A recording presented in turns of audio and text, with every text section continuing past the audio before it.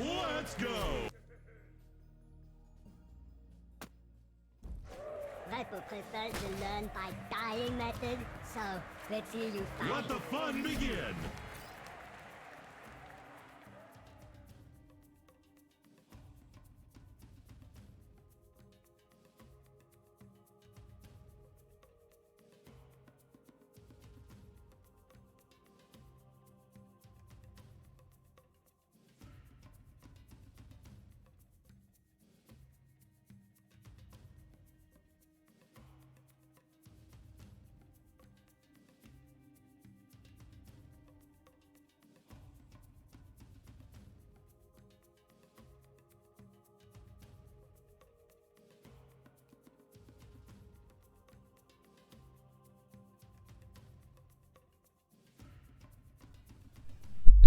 Alright, let me see if I can fix my headset.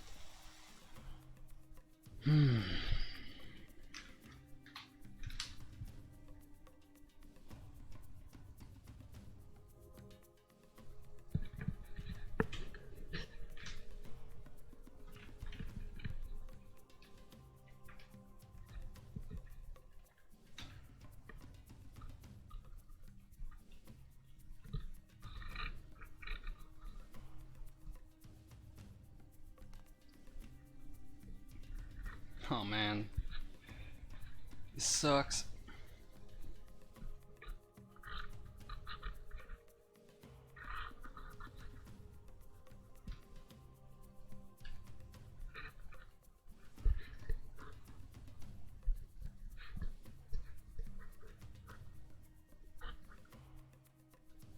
Like this? Okay, so, alright.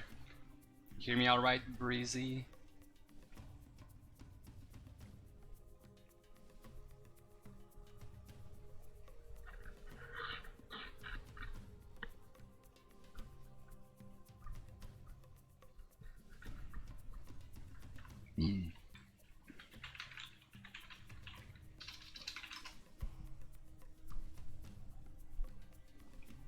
Alright, good.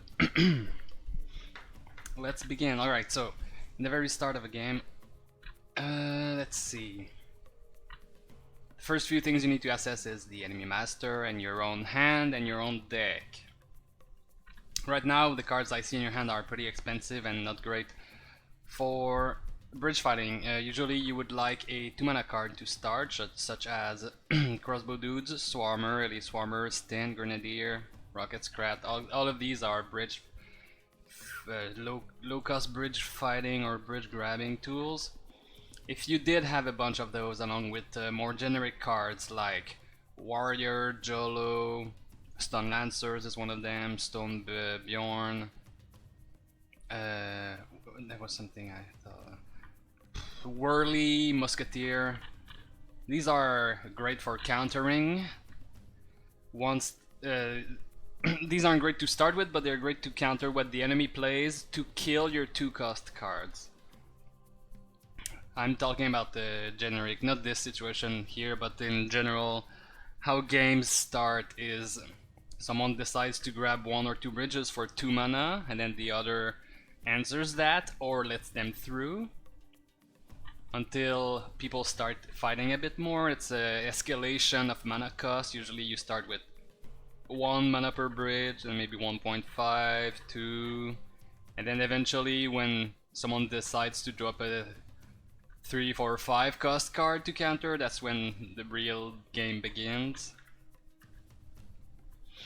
So here, your starting hand isn't great.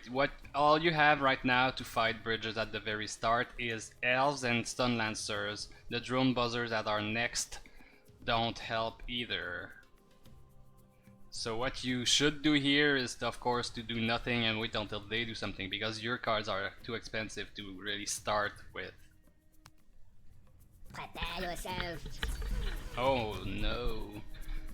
Elves like this are not good at all, because, as I said, all of the other cards in your hand are either flying or, like, Stun Lancers can pretty much shut down maybe just a Jolo or a Grenadier, but they trade down very much.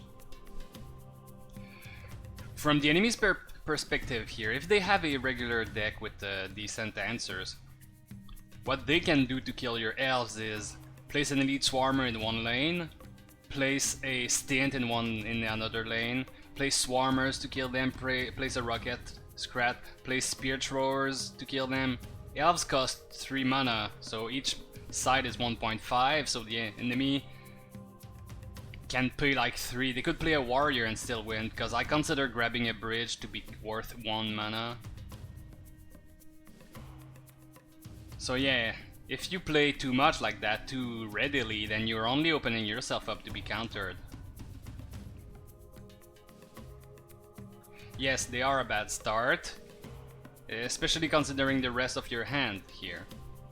You should definitely have waited until 9 or 10 mana. Wait, you should have waited until like 8 or 9 mana to make the first move here.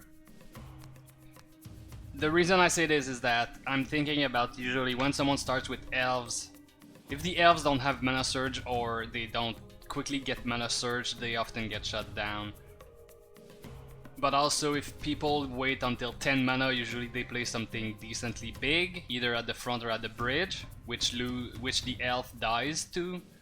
So if you're playing elves first play and you got nothing else, you can do the mind game of like making them think that you have a good hand by playing elves at 7 or 8 mana. But here it was pretty generically bad idea. So right here, he tried to split up his crossbow dudes, and your elves don't have mana surge. I'm pretty sure that elves die to marines if they don't have mana surge. He messed up his split on the dudes, but he paid too much here. Alright. Okay, so marine trades evenly. That's why he played both marines and dudes. If he hadn't messed up his dudes, you would have lost both bridges. He still paid 5. That was he was opening himself up a bit there to, for example, spear throwers to shut down everything. Unfortunately, he didn't have that. Something else he could have done if his hand was also quite bad, he could have waited until your elves targeted his face here and then placed his crossbow dudes or marines in the center. When you do that, it concedes a lot of XP to the enemy, which is you, but you get both bridges back for cheap.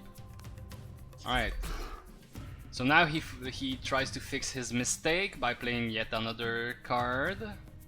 So he's played 8 mana so far for your 3 mana. Now let's look at your hand and what he's got on the field so far. These units are pointless at the moment. All you have that's decent is stun lancers because they step on the bridge. Units that don't step on the bridge are support cards. Only the bridges matter. What you can achieve with your cards right now, you can place your stun lancers instantly right here to kill these two. And then kind of restabilize the board. Meanwhile, you wait until this bear is on your face, pretty much. And then you can place your spear throwers around here so that they throw the spear on the bear and they get moving. This is a very poor choice right here. First of all, the idea behind playing this is what? Killing units? That doesn't matter. Units don't really matter. Only the bridges matter. Whoever controls the bridges is the winner. Even if your Scrat Horde here kills these two, it doesn't make you progress at all. All it does is killing two very, very weak and non-threatening units. And then what? Your Scrats are just gonna die to the Master and do nothing. What you could have done is place stun lancers here on the bridge. They will instantly step on the bridge and kill these two guys.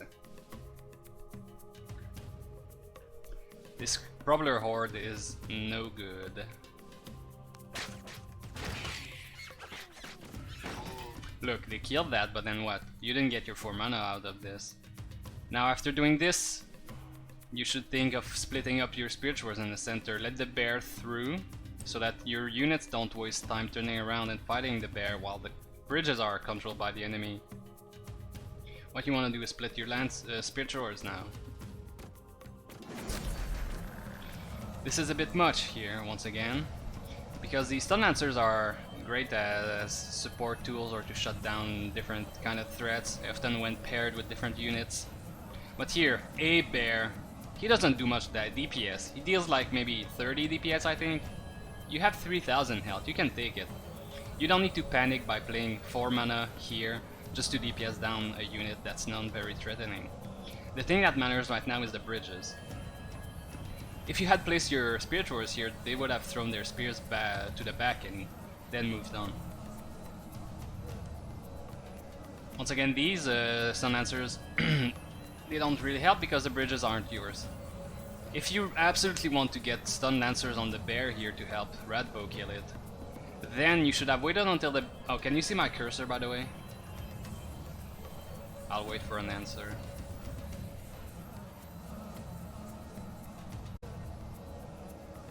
Oh. Yeah, I see my own cursor. Okay, good.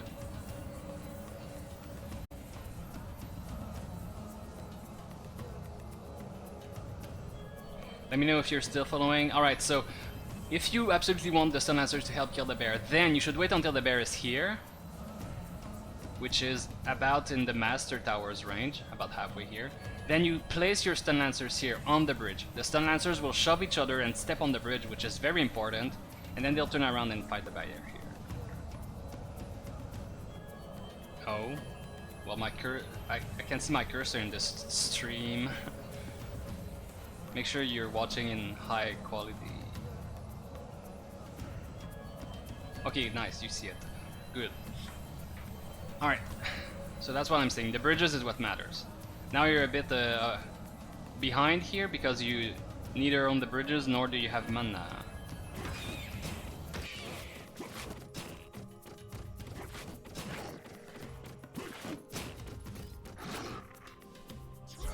Look here at the board. You are 10 experience behind, but you've taken no damage. You could have spent a bit of health here to restabilize the XP gains and have about as much XP as them. Now, in your mind, you should kind of think how the previous exchanges went. You played some elves, they played a lot of units, but then after that, they played nothing since then. But you have played a lot of expensive units. You've played Scrat Horde, Propeller Horde I mean, Stun Lancers, Spirit Warriors. So you spent 12 mana, which is quite a bit, and they haven't done anything since then. So you should know it, like the back of your mind, that you are behind in mana. That means you should soon find a chance to step back once again, let the enemy reach your face, and then fight the bridges once you've regained mana.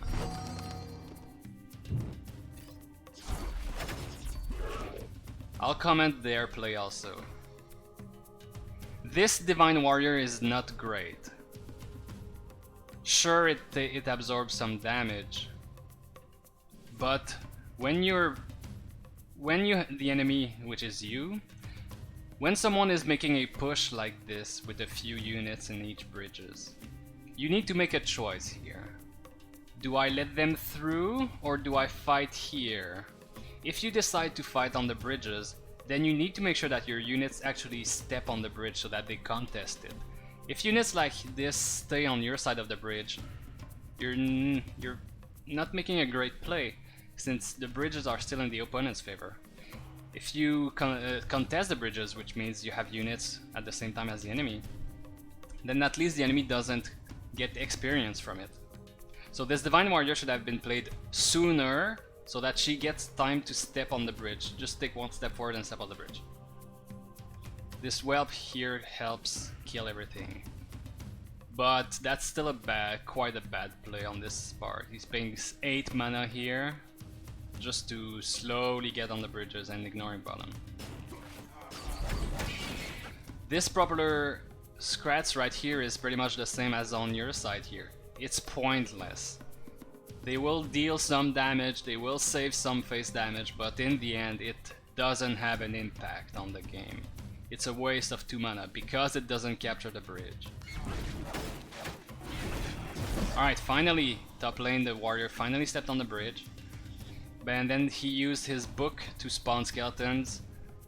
See how when you spawn a swarm type card, you can instantly step on the bridge here.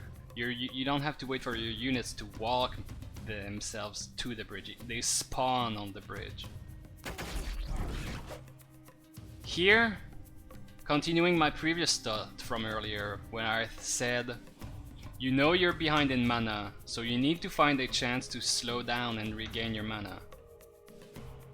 These drone buzzers are there to help whatever is left of your few units here and maybe defeat everything before the enemy wins the fight and gains the bridge. They're a bit much and they've failed because the warrior and dragon deal quite a bit of damage and stun lancers don't have much health. This was a big commitment, these drone buzzers, and they didn't pay off, so that's another 4 mana wasted, unfortunately, because you don't end up with the bridge. Now you should reassess what's on the board right now. You got these very weak units. Something I find good about this game is that unit strength is very often relative to their size. These are small units, they don't pose a threat, they shouldn't make you concerned about them. Your master will kill them. Dragon with no health? Sure. Warrior with a bit of health? It's not too bad. So what you should be thinking of right now is, alright, I'll slow down, I'll step back. Let everything hit your face, then handle them with what you have. You can either use your swarmers here after they've reached your face for the swarmers to DPS them down and then move on. And there's no other option because that's the only option. Alright, good, you've been patient until now. Do not be afraid to take face damage. Face damage is what saves the game for you.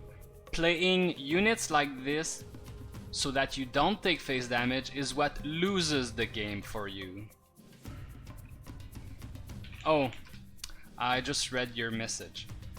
It's neither people that gain XP. I saw your message on the Discord earlier, how you weren't sure how experience works. And I gotta say that's something I wasn't sure either for a while.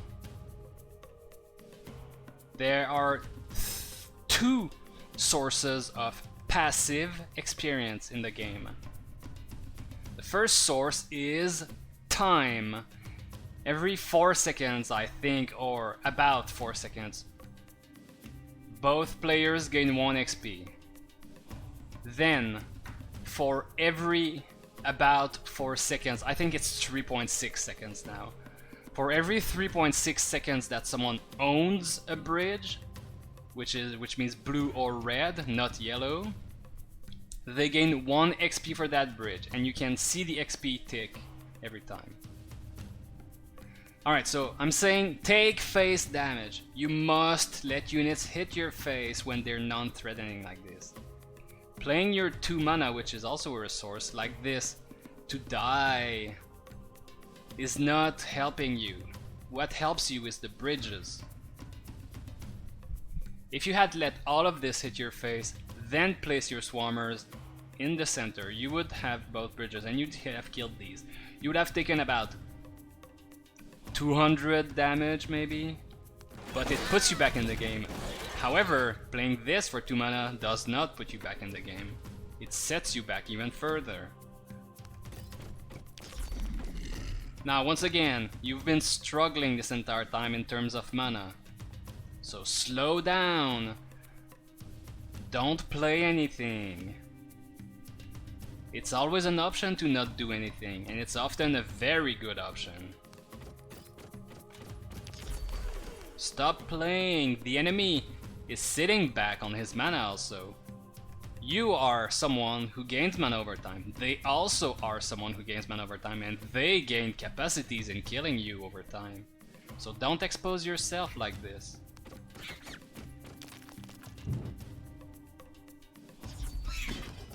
Now the enemy has finally enough mana that he can allow himself to use a 4-cost card to shut down a bridge. And then they play a 3 to get the others. That's good.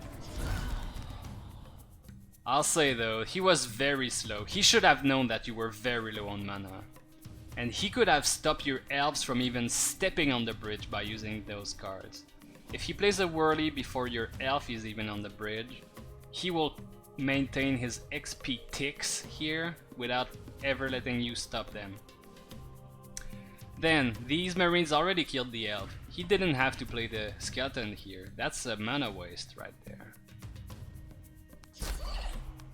Once again, you are behind in mana and in XP. Stop wasting mana to kill things that are mildly threatening.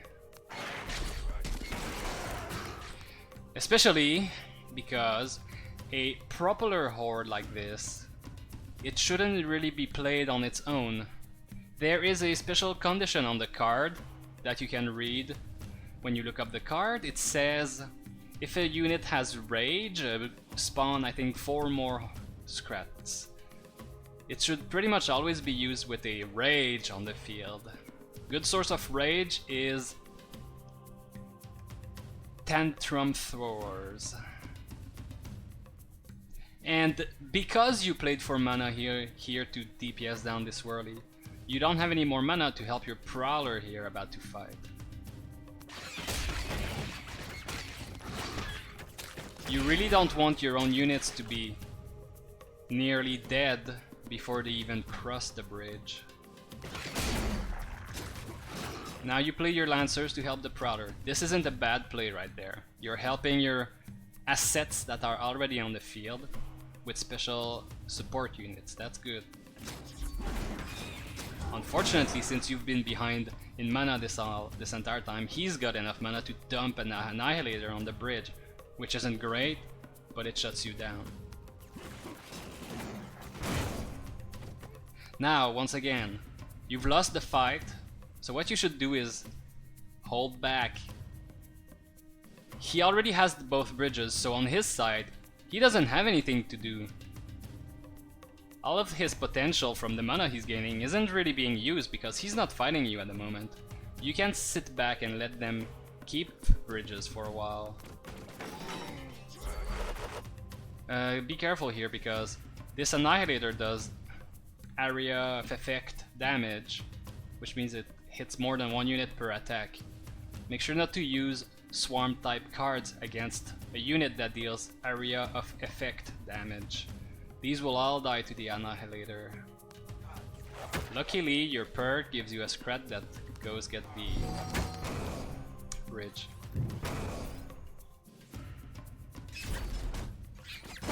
Finally, this is when you should have played the Spear Throwers. When the Annihilator finally targets onto your face. This is a good defenso for a few reasons. First of all, this is a unit that properly dies to a defenso. Although a defenso probably needs some bit of help now, this is fine. And you were fast enough in playing it that the defenso rolled forward onto the bridge. Now the bridge is yellow. A mistake that a lot of people often make when playing Defenso Chopper is that they wait until the enemy is about in the center of the bridge to even spawn the Defenso Chopper. What this ends up doing is that the Defenso Chopper stays on your side, the bridge remains red for like half a minute while the enemy slowly dies to the Defenso. Whenever you play a Defenso, you should aim to do exactly what you did here, which is have the Defenso walk on top of the bridge to keep it yellow.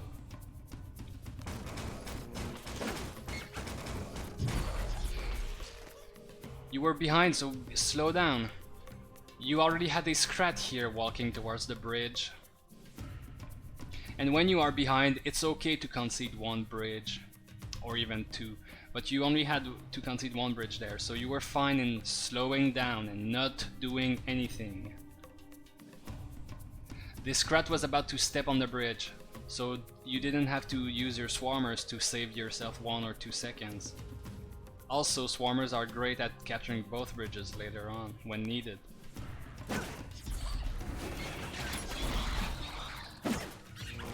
These were okay, the sniper was okay, the propeller scrats were useless, the skeletons were okay. Once again, you were behind, so Slow down, you don't need to play so much. You can wait until you're at 10 mana to play your Cage Brawler and then have things to help on the field. But your... I don't know the word.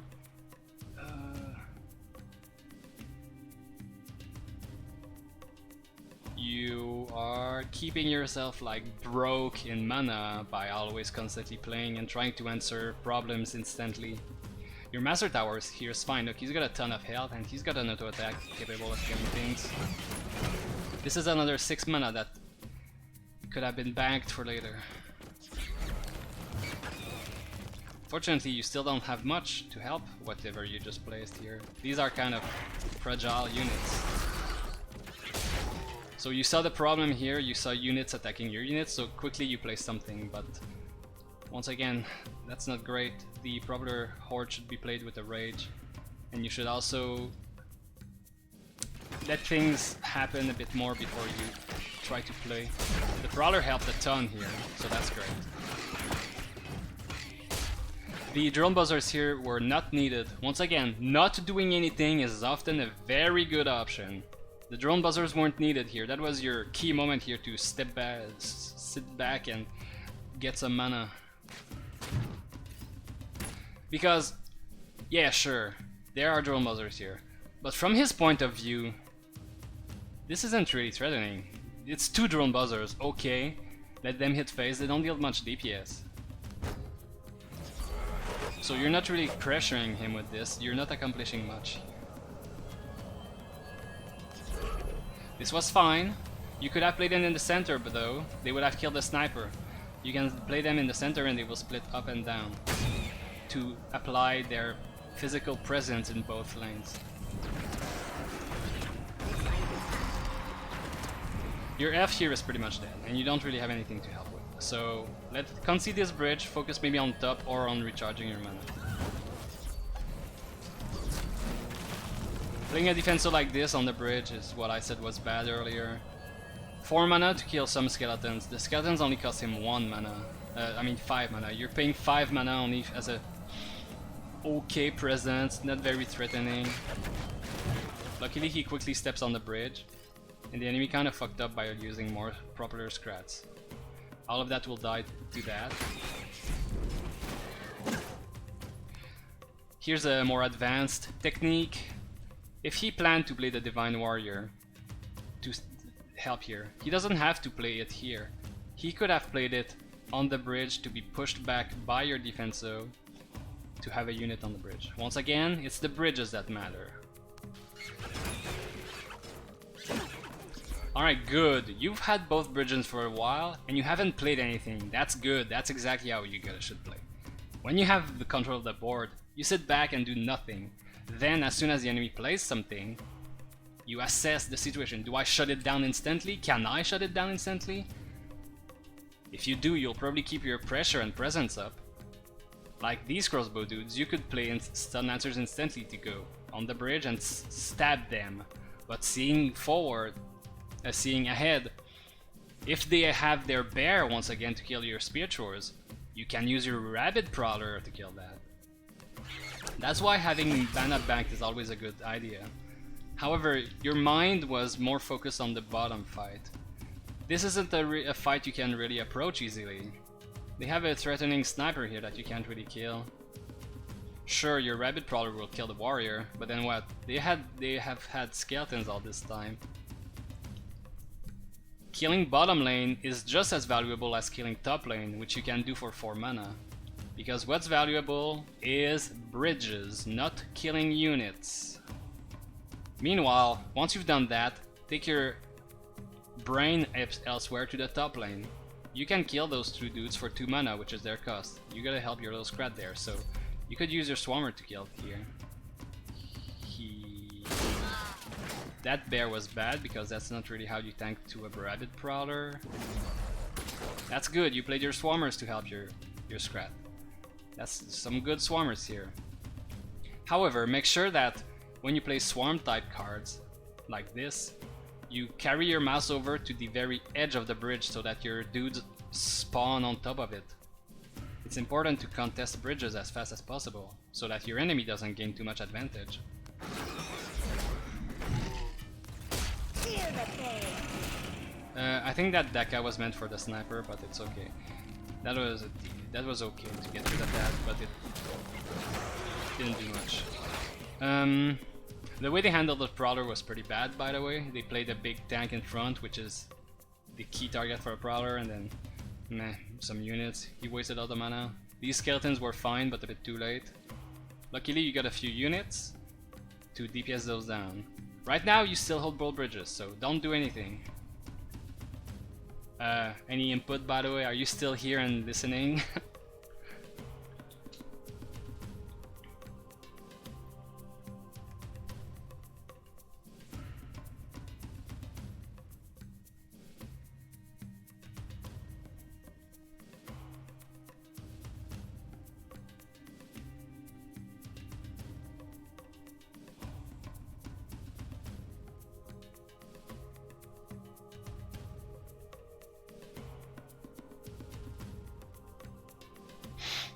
Oh well, guess I'll continue for other people then. So you hold both bridges and they don't have any units threatening top, they got a few units threatening bottom. So you wait. Ooh, you wait, don't send forward, don't try to kill. Okay, good. Don't send units on the bridge like that, you should have waited. You held the bridge, so it's fine. This is a sniper, a long range unit. They will often have defense for it, so don't try to kill enemies that are so deep inside the enemy territory. It's a big no-no to even try to attack over here, because they can easily place defensive units in front, which shut you down and means you've wasted your mana. So slow down, you don't need to fight so much. These two units didn't have to be played. Instead, you could have played Stun Lancers and proper Horde up here to kill that. Luckily, they finally ran out of units to defend their sniper with because they play their whirly top, and this dies. But this shouldn't have made it to the sniper if he had properly played his mana here. This isn't a threat, you have plenty of health. You want to get back into the game here. Let him hit face and then deal with the bridges. Drone buzzers help a bit, but they save you like 200 health. This Annihilator is really bad here. That did nothing, I don't think he even attacked. Once again, careful. This didn't work the last time you played it, so don't play it again. If you ever notice a situation where something you did didn't accomplish what you were looking for, make sure not to repeat that again in the same game. Stun Lancers can kill this with the help of the Drone Buzzers here, instead of the Spear Throwers.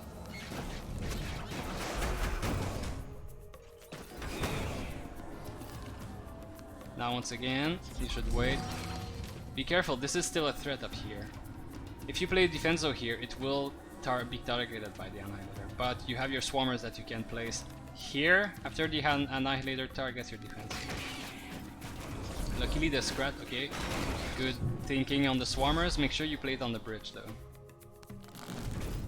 This Defenso did kill all of the air units, that's good. Another Sniper. Ooh, this is very tricky here. Make sure not to place units into the middle of an enemy swarm. Enemy swarms deal a lot of damage up front. You should wait until the skeletons are a bit closer to your master tower so that it can attack. And don't have your units die on your side like this.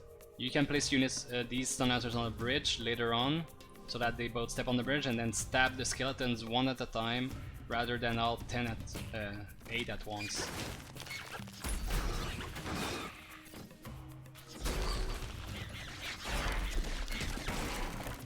Once again, there's not much to do here. Your Prowler will be attacking bottom. He holds top, so you can't really get top anymore.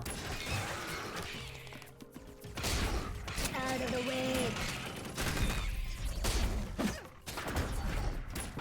These buzzers are a bit late to the party. They will get shut down, and they won't get a bridge.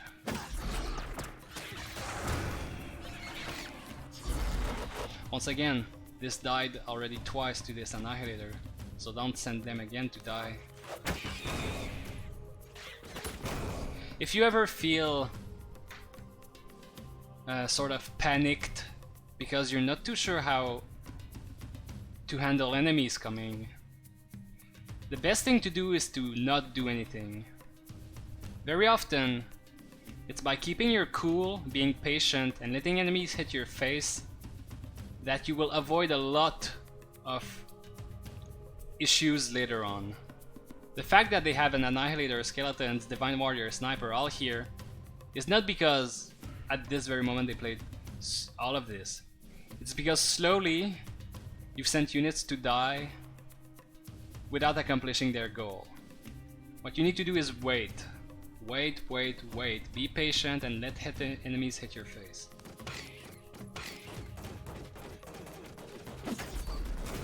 A defensive chopper here only counters melee attackers, and these are ranged units. So ranged units don't die to a defensive chopper. However, he is tanking, which is good. You can place your swarmers perfectly right there to help the defensive kill out. That's good. Having a tank, this is a tank for the DPS. The swarmers are very good DPS units. See how your Master Tower has been dealing with these quite well. You could be doing this way more often during the game, instead of sending units that die around here. You can have your Master Tower DPS from the very start of the match. You can have him DPS units while your units help them. Don't consider this as an untouchable thing. Use him, he's there. He's got lots of health, lots of good damage.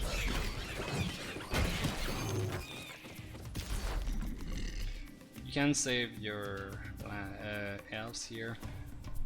Be careful, when you play elves you should consider their mana surge ability.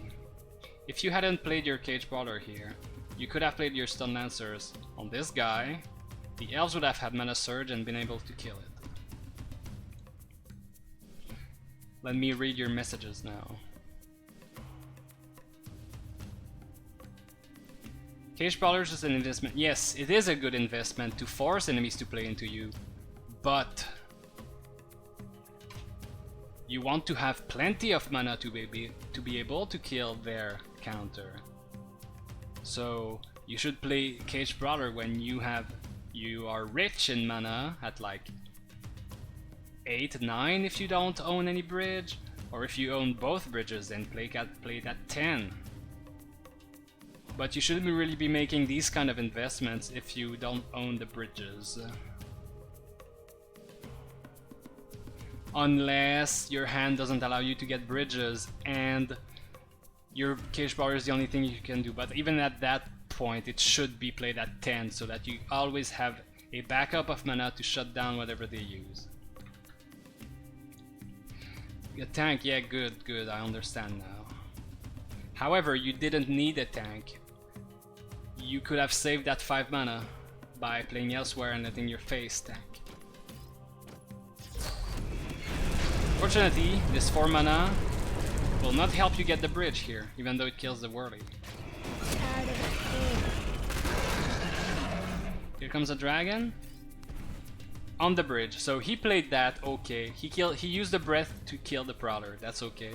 He played the dragon on the bridge. That's really dumb. You shouldn't do that.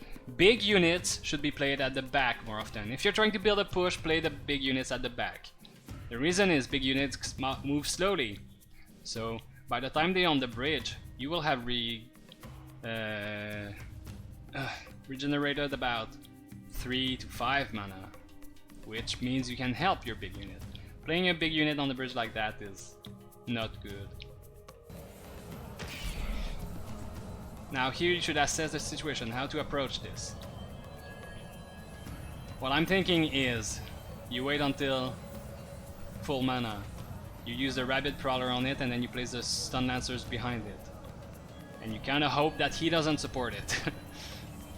These crossbow dudes are dumb, by the way, because these Popular Horde won't deal any meaningful damage.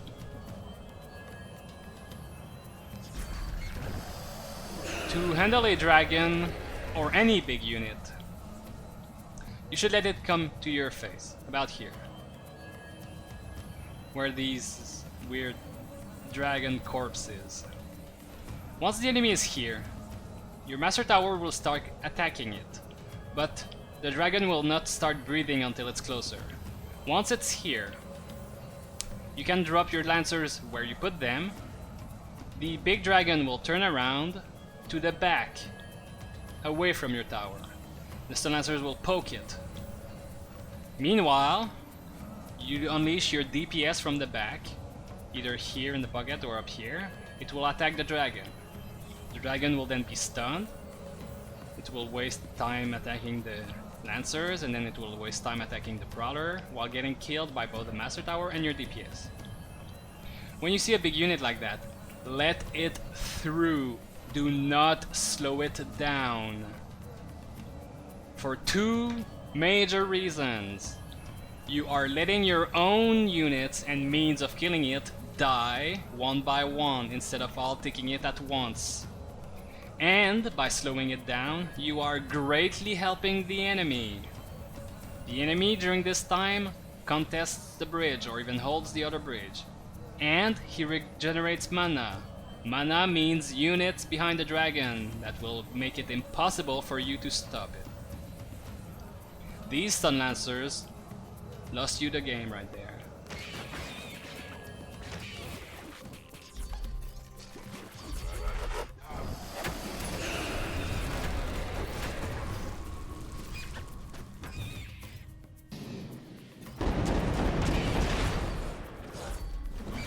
That wasn't a bad chin. I think, by the way, you're getting thread, but it's a bit too eager. You could have waited until they were closer.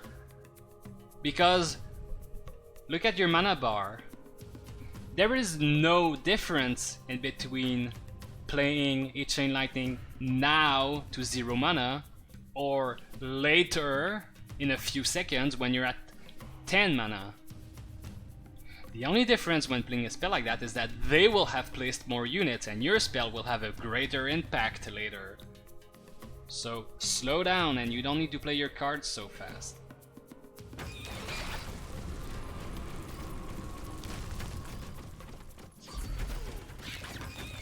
Elves without mana surge are not good. Ranged unit like that gain most of their mana value from the fact that they're ranged. Right now you need a powerful unit, which is your 6 cost card. Fortunately, these buzzers will also take a while. This bear tanks them very well. See, that's 4 mana on the buzzers. You would have 8 mana right now if you hadn't played those.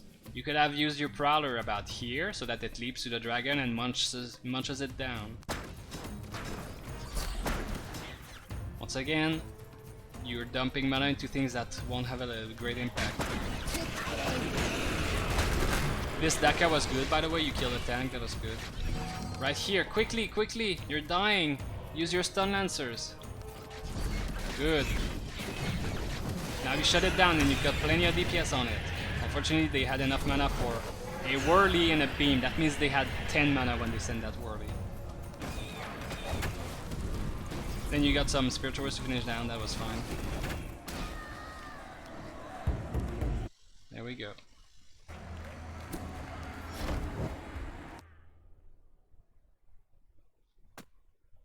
Masters, get ready. Alright, I would love to help you build a deck you like, Breezy. So a little recap of this match. Let non-threatening units hit your face. Judge by their size. Tiny or medium-sized units don't really deal that much face damage. Let them through. Go for the bridges. Be patient. Let yourself reach 10 mana. It's totally fine. Don't try to kill enemies that are deep inside the enemy territory. Play for the bridges and nothing else.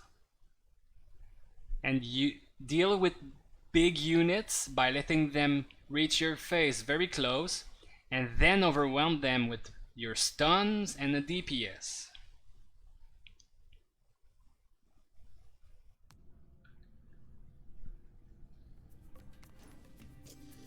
Let's build a deck. Good, good.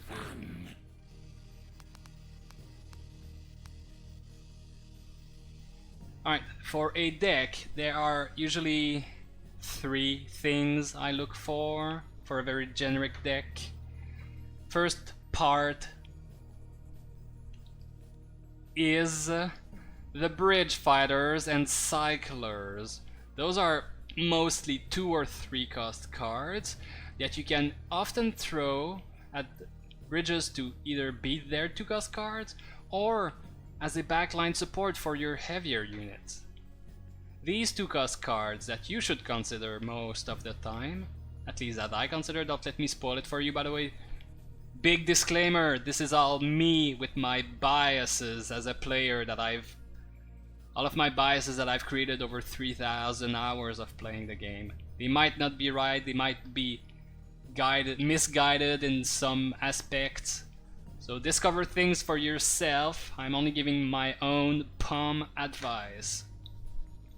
The 2 ghost cards I go for are crossbow dudes, usually for both bridges. They're kinda shit, to be honest. Elite Swarmer is a great mini tank that defeats most other 2 cost cards. A Grenadier is an insanely strong support for any medium or any front line. Having a Grenadier at the back is just so much pressure.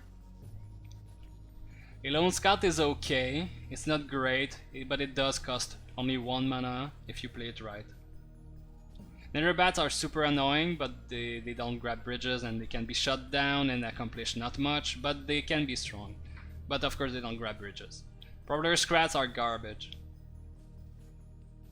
Rocket Scrat is very interesting but weird to play, so I wouldn't recommend the new players to use that. It does counter a lot of things though and gets a lot of value, and it's a bit bugged in my opinion and should not. It currently recaptures a bridge once it suicides, but it shouldn't in my opinion. I hope that's a balance change that's coming. Stint is super solid. Range DPS, targets air, kills other 2 cost cards, has a decent bit of health to tank for others when needed against very weak units.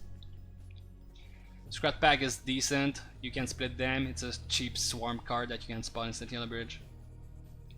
Screaming Scrat is particular, it's weird. You can use it to kite enemies away to make them retarget. Its main use is that when the enemy warrior crosses your bridge, you can place a Screaming Scrat behind. The Screaming Scrat will step on the bridge and explode. It's sort of a cheap spell that also captures a bridge, for example. I'm not gonna build a skeleton deck. I hate Ascension, it's pointless, it's dumb, and it's skill-less. At what point a new player? 1500 hours? Sewer Scrat is not really ever used. Skeleton Crew is not used. Even as in Ascension decks people barely use it. So their bounds are not really used because they can only go in one lane and take a while to kill other 2 cost cards. Spirit Vessel is for its effect, not for bridge grab. Swarmers are some of the best 2 cost cards because of their very high DPS, their split ability, and their swarm type. Tantrum Throwers are very decent too because they have a fair chunk of health for a unit that can be split, and they got a bonus in both being a rage activator and their spears sometimes. Wall obviously doesn't capture bridges, but it's a good card. Wrecked Walker, part of a weird type of Outlander deck where you don't have an outlet for your tech and you can actually use it into this, but I wouldn't use that. So these are generally a very great and reliable series of 2 cost cards that cover a lot of things. Next part of a good deck is medium cards and spells, and the third part would be your massive unit, your power card, something that costs 6 or more, 5 or more. You can have 1 or 2 of those in the deck, and I'm talking only about a very generic kind of deck. There's tons more decks. I suck at making decks. There are vastly superior deck makers out there who have much better ideas than I do. So don't look for me to have novel, great decks. I only build the most bland of lame decks. And as for spells, you usually want a small spell and a big spell. Small spells would be a 2-cost card that allow sort of removal or support on the field, or 3-cost cards. Such spells include Impetus Blast, the best spell in the game. Shock Rock is great for solos. 3-cost spells are kind of sparse. Pincer of Dread is okay as a removal for things like Boomer, Gax, Snipers, Vulture. When you get into more expensive spells, I mostly recommend 5-cost spells because the 4-cost ones aren't great. Poison Strike is okay, the Sacrifice never matters. This is okay for 4.5. This is a great 4-cost spell, but it takes a bit of getting used to. The fact that it deals multiple ticks of damage means that it eats through shields and Jolo, and it gives your guys rage, and it does a very good damage threshold of 130. This is a good spell. As for more destructive spells, you only find those at 5-cost. Fireball is good, Harmful Souls is decent, but I wouldn't use it outside of a Necker's deck. Lash is decent, great for the Slitherbind too, but it also eats up Slitherbind, which is something you need to be wary of when you build Slitherbind decks. Scratillery is amazing. It's like a better Fireball in my opinion, but it doesn't deal as much face damage. The reason is that it deals multiple instances of damage, which I said earlier is good because it eats through shields, and well, it spawns units, which help you deal a bit of more damage or even capture a bridge. Smite is good in an Empyrean deck, but the Empyrean army barely guarantees any benefit, so I don't really make Empyrean army decks. Dragon Ball is great, it's like Fireball but spawns a dragon that always munches like 2 or 3 times, so this is the best face damage spell in the game, by the way. There is no contest. This deals a reliable 330 or more damage to face, if you play it just a bit decently.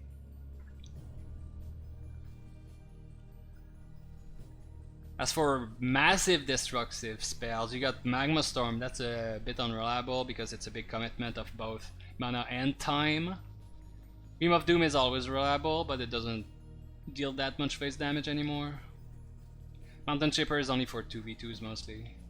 Chain Lightning is a bit of a weak spell. It costs too much. It's hard to get much out of it, but the stun does last a while, which is great. So, I would suggest for your 2 spells to be a Shock Rock, which helps against units that are weak to stuns, such as Jolo and others. It helps your units win even fights often. And as a big spell, I'd recommend Scratillery. This is good for clearing out a clump of annoying units. If you see the enemy dumped 5 or more mana somewhere that they are fighting you, you should cast a spell there. The reason is, when the enemy plays something, it usually is impactful enough that it will kill your current units. But if you're able to secure your current units by shutting down the enemy's answer, then you are restabilizing things into your favor once again.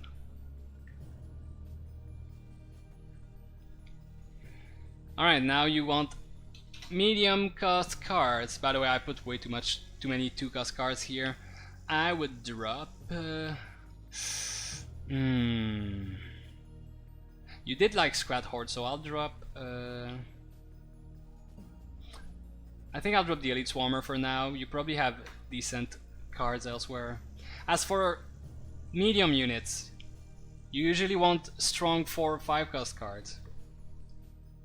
By the way, Jolo's amazing too. You'd like it a lot probably. Strong 4 cards, there's a ton. You pick whichever you like using. Assassin is great, trades instantly kills things on the bridge very easily, any kind, ranged or melee.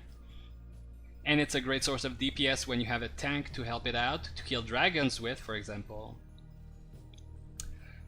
Alright, Cannon Roller demolishes all the ground units.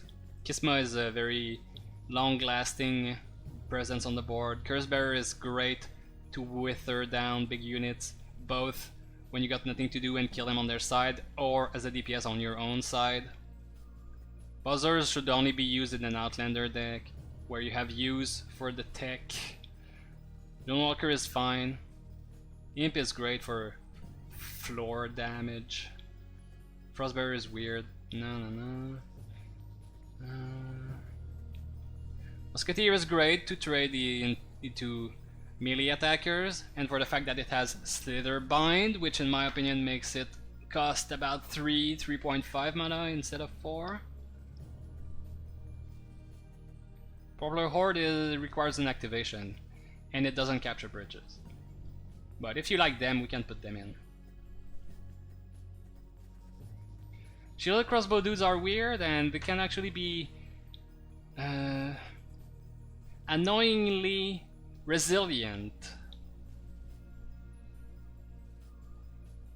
Skeleton Horde is a staple of a lot of decks in solos and duos.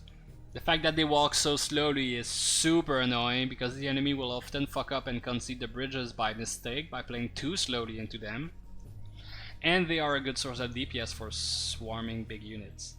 If you played Skeleton Horde, I would replace Swarmers with an Elite Swarmer. Spirituals are solid, same reason, split them up, big burst of damage, decent health. Sunhunters are good, Slither Bind. They can only capture one bridge, but their presence is super annoying if they are supported with friends, both in the front and behind. And they have Slither Bind, and they are now a Swarm type card because they step on the bridge. Try and kill Shihu is fine. You pretty much understand. Take damage on your side, he heals up, and then da-da-da. Or when he's fighting on the bridge, make sure you have support to shut down the enemy, and then he heals back up while on the bridge. Wordy is just amazing. He trades into most other 2-cost cards, trades into most other 4-cost cards, kills most range units, kills all Swarm, of course. I'd recommend it highly.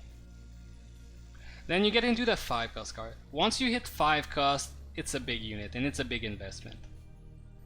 Oh, Cage Prowler, you like that? We can include it once again. In the 5-cost card, you got Aimbot, which is great with Swords of Marksmanship. You can't really reliably get the Gnats if you're not going full Outlander, but that's fine. It's still solid and hard to deal with because of the shield. Spells don't really work against it. Annihilator is very outdated and pretty shit because of his attack speed and low health. Battle Shihu is great, getting nerfed.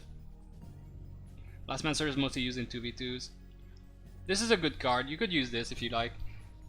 They're very destructive, but you need to keep them alive. Defenso, great defensive option, but you can do more with 5 mana than whatever this can. The fact that it's only 1 card means that you're not cycling 2 cards with like a 3 and a 2. Divine's fine, but not in solos. Feng is OP, should get nerfed. It will get nerfed. Kibus is okay, but like nobody runs it on its own. This is okay, but they're kinda shit. Prowler is fine, but you got Rabbit Prowler, which is way better.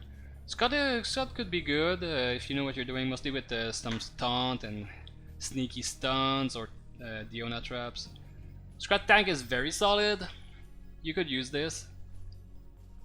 Shadow Whelp is no good because what are you gonna kill? Ground or air? Let them reach your face and you're good. You shouldn't really pay 5 mana for something that doesn't even capture a bridge. Succubus is fine. Unlike Incubus, she's actually played on her own sometimes. Puff is okay, Woodsman is not okay. Then you're getting into 6, which should be... At this point, that should be your most expensive card. After this point, I mean. ATG's fine, generates a lot of tech, Threatening presence, kinda high health, but doesn't capture bridge, of course. Both is cool, but he needs some buffs. Cleaver shouldn't really be played on on its own. It should come from something else. Ardera's good. Razor are a very good tool, but I would consider them sort of like a big spell that they have a one-time impact on the field and then they slowly die out, just like a spell. So if you bring Razor, I wouldn't bring a big spell. Rabbit Prowler is OP. It was sleeper OP for a while because it was in this state for the past few months. But it's only this month with Talok that people actually started looking into sacrifice targets. People found this and oh shit, it's a sacrifice, but then people found out that it's fucking amazing and OP and we don't even need Talok, so now everyone runs Rabbit Prowler without Talok and it's gonna get nerfed. But it's just amazing. Rock Rival is one of my favorite cards. It's great, having a blue golem for 6 mana with taunt is good, but of course you can often fuck yourself over with the first statue. If you'd like to know more about Rock Rivals, please let me know. Avea is OP in 1v1, I've never played her, but she's super cheese and super easy to play and just fucking stupid, and everyone plays her with the cheesiest, stupidest Avea decks. God, I hate them all. This is crap. These are decent. Kidnap's cool, but it's weird that cards with abilities don't cycle instantly, but it's fine. This is a tank, by the way, 800 health. Barra's okay, but all the noobs play him wrong and... Bah. Blue Golem, solid, you don't get the weird effects of the statue or the taunt from Rock Rivals. It's a bit costlier, but it's solid, especially if you have mushrooms on the field that you can gather. Like, if you drop the Swarmers and get these Jade Flingers. Wasn't there, like the other day, there were the 4 decks out of 5 on the top of the 1v1 leaderboard all had Mushroom and Blue Golem. Either Rock Rivals or Blue Golem. Because Mushrooms here are just way too strong. Plus 30% damage and health is massive for a Blue Golem. Burning Fist is fine, but he keeps getting nerfed and falling off. So he's kinda shit. Fergus is great. Good AoE, clears out everything at once and then gives you a counter push. Shield Guard is good. He's getting better now because everything else is getting nerfed. Reginator is weird, but you can make it work. Khaled is another big noob trap. People use it. He gets 1 shield and dies. They never get 8 mana out of that. He rarely works. Kragul's fine. People try to make cheese decks, but they suck at it. Fenrir's okay, mostly with Volko because Berserker Rage with charge is just nuts, along with true damage. Ruby, you were asking me about Ruby the other day. She is mostly used in 2v2, but she can be okay in 1v1. The way to play her is when your team has a bit of an advantage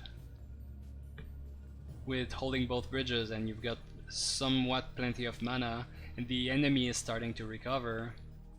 Then you play Ruby, and her main use is not her body or her cannons, but it's the Plasma Blast. This is basically, we like to call it a free fireball because of how cheap it is and how you can use it over and over. Unlike a fireball which gets expired and the enemy knows that you've expired it, this can be used multiple times.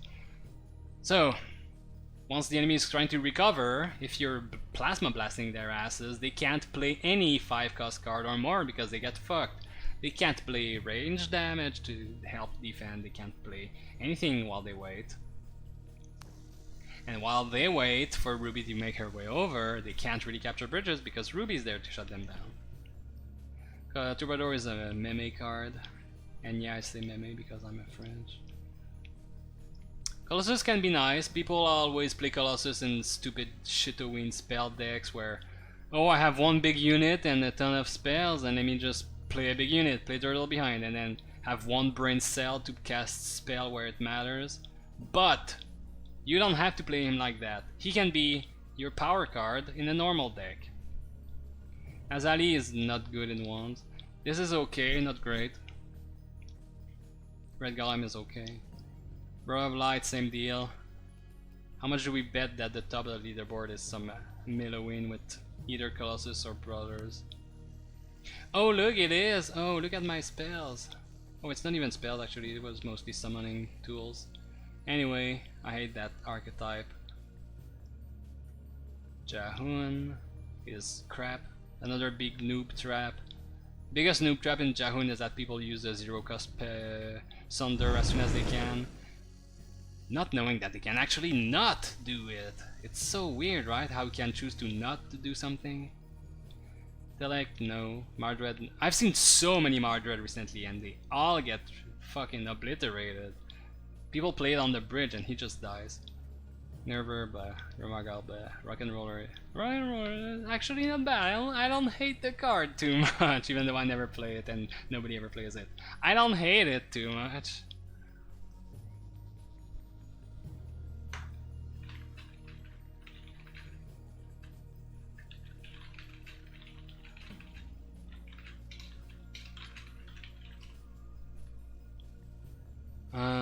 Alright, so which kind of units would you like? You were thinking of Cage Brawler earlier? Any big unit? Like, I don't know, I'm thinking Fergus maybe, or Rabbit Brawler is super good. Yeah, all of my decks usually start like this. Slither, Bind. Alright, let's get Daggerfall, let's get this, that, and maybe Druid, but not always. Then you go Raz, Slither. Please, game. Yeah, Slither, and then you pick oh, I guess I'll take these. Maybe Cage Bar, but I don't want to have too much of the same thing. Then you go Outlander. What do I get today? Oh, wait, the exact same two cards I always take. Vulture and this. Alright, spells. I wonder what I'll take. Oh, wait, I already know. It's Impetus and I guess Scratillery. Cool, now let's get some 2-cost cards. Swarmers and Grenadier, maybe? Alright, there you go, that's a deck.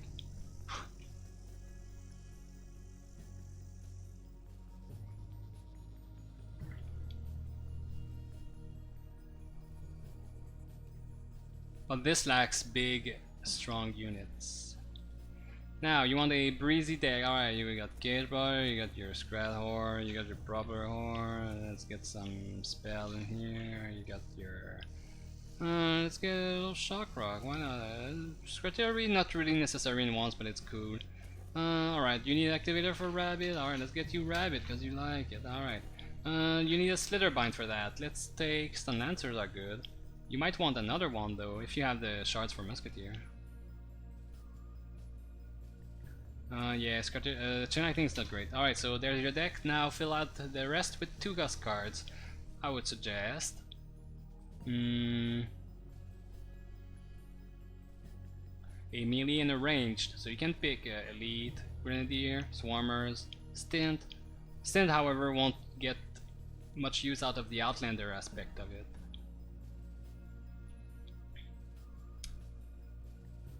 So I don't know, you can go Grenadier and then since you're which master you like, because with these decks I usually play more generic masters like Diona would work, but she's high skill, not that I'm calling you low skill, but if you're trying to learn the game I wouldn't start with Diona. Volko would work, Apep works, Morelia works, Valerian works, Stormbringer works, Mellowin works. Not Mordar, not Setsu, not Ravager, not King Puff. Radbow, you shouldn't really play Radbow. You're not really doing yourself a big favor by playing Radbow. Like, what are you getting out of it? This would work with Rex also, but he's also pretty hard to play. None of them have the will to do what must be done. Silence! But I wouldn't start with Morelia, she's kind of a crutch. Although she's a good generic master, she does everything. Apep is a bit too random to like... I would suggest Apep if perk 1 and 3 were not random, because it teaches you good concepts in sort of using your totem as a shield to win exchanges, focusing on cycling sometimes, but also using your big unit at the right time. You could go for Valorian, good removal along with Volku, bit of a similar, although Valorian has a good auto attack. Selected. Stormbringer also works. But I do. But never mind, he doesn't have any fucking... You don't have any range in this deck. That's why I wouldn't have the Prowler and Cage Prowler. But this is decent delayed value.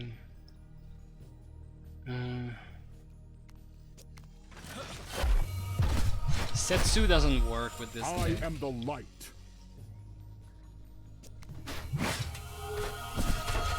The reason is, Setsu benefits greatly from cheap spells that allow her to reload.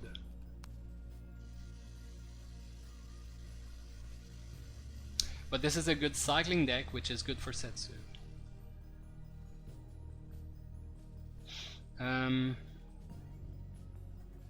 So yeah, like Swarmers or...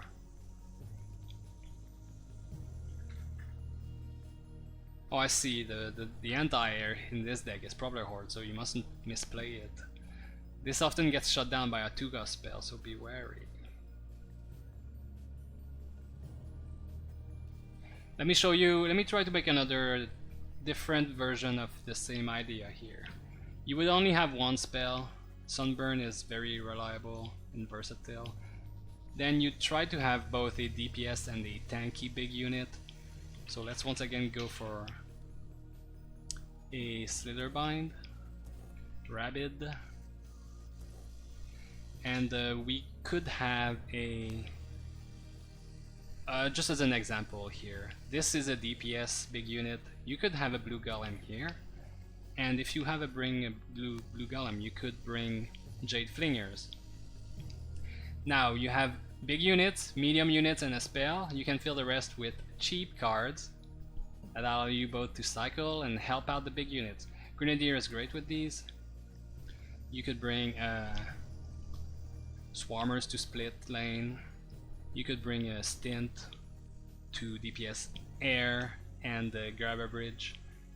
And you could finalize with you could get Lone Scout, you could get Vulture, but that's a flying unit. It's a good thing it's a flying. You can allow yourself to have one flying unit in a deck. I wouldn't recommend having too many flying units, like 2 is okay, 3 is a bit much, because every time you play a flying unit it doesn't instantly really allow you to contest or grab a bridge.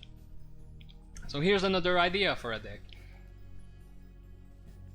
These are the DPS right here, this would be your tank, these would be your bridge grabs and support. And this is a removal spell for multiple things. This kills swarm around your units. This kills stun lancers. This kills snipers.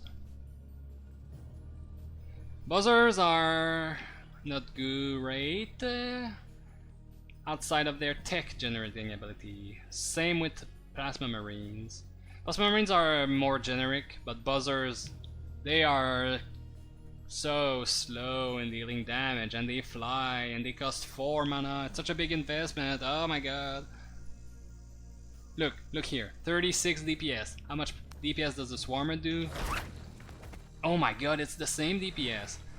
These deal more DPS than the drone buzzers. And they get both bridges for half the cost. Don't rely too much on these buzzers for DPS. Or on the Plasma Marines, they are fragile.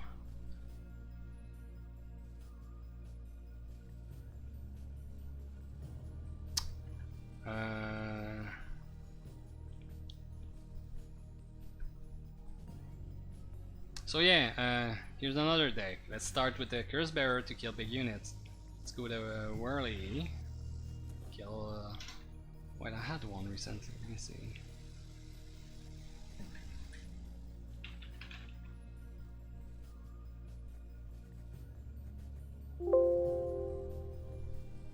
Yeah, here's a more medium strength deck, because the one I just showed you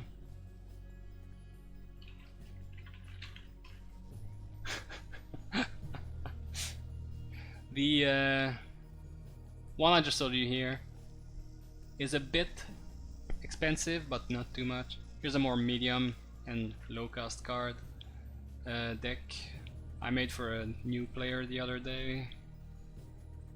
Quite quickly, like I didn't think about it too much. But I'm giving you ideas of sort of cards and sort of mana curves that work.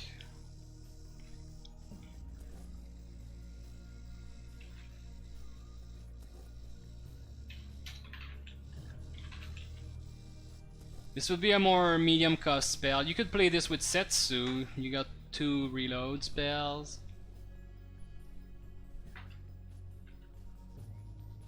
It lacks in big units or burst damage though. Big version of Stint? The big version of Stint is Milloween's Arcane Golem. Because this Golem is basically a fat Stint. Drone Walker is fine, but you can't really compare 2 cost cards to 4 cost cards by just saying, oh, it's only 2 more mana. It's not only 2 more mana, it's 2 more mana every single cycle. Every time you cycle, it costs you 2 more mana. And every time you want to commit to it, it's 2 more mana. You can't really throw it away to kill a few scrats like you can with a Stint. By playing, there's a very clear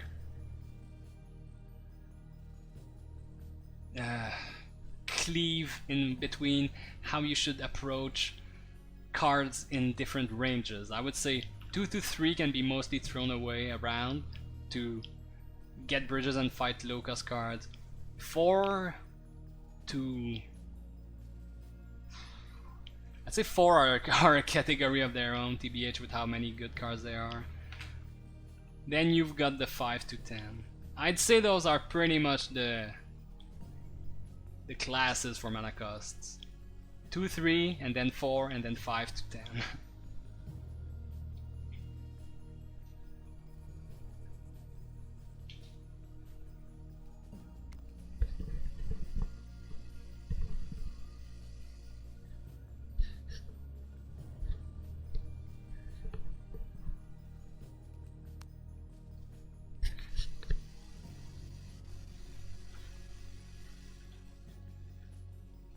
Milloween's good, especially with this kind of deck, because when you get your next, when you get your perk as your next card, you still need to play a card to get to it. So if you want to benefit from your perk, you need to have cheaper cards like a 2-cost card. Oh, and most Milloween play a lot of spells, swim power their turtle, so that they win a bit more. I don't play it like that, but I'm wrong to do that. If you want a Milloween spell that I can build, you can look to the leaderboard if you want cringe Milloweens.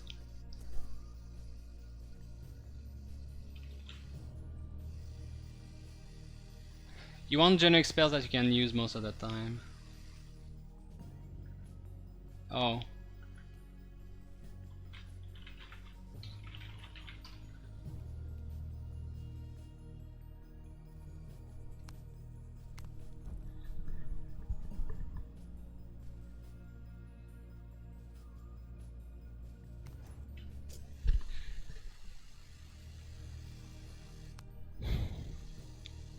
These are sort of generic spells. Burn's a good spell to have your turtle and kill things. But I don't know, it's however you want to build. Can go for a whirly, can get some 2-cost cards.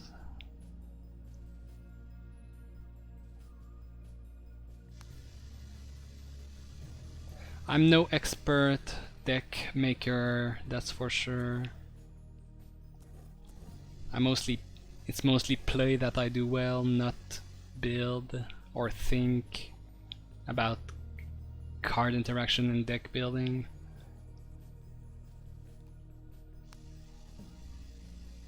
Hell, use a shield guard, why not? I don't know, this could work, it's probably shit, I don't know.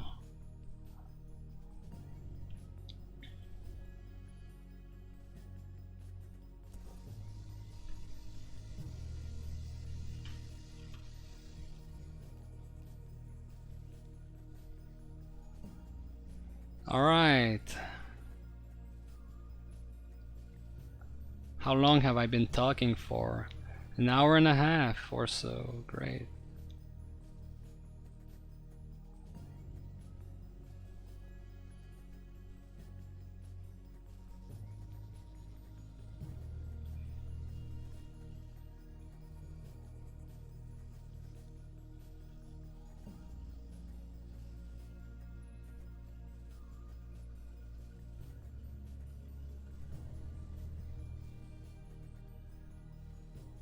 Boss battle, faction wars, holograms.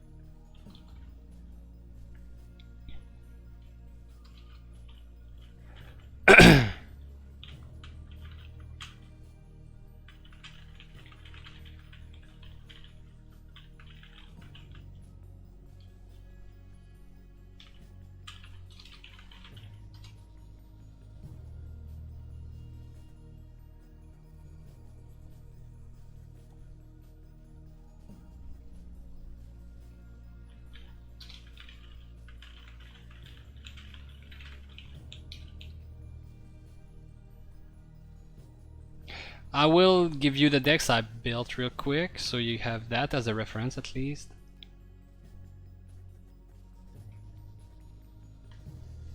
Wait, was that even the deck I built for you? Yeah, it was. Wait, didn't I make one here? No, I only started making one.